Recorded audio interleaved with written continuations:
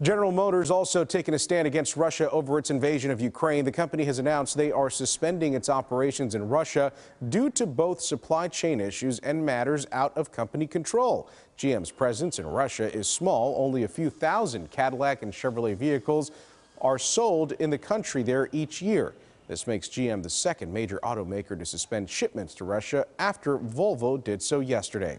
Another major automaker, Stellantis, also announcing plans in support of Ukraine. The company announcing they are setting up a dedicated support fund for refugees fleeing the country. The company has 71 employees in the country and are currently in contact with them.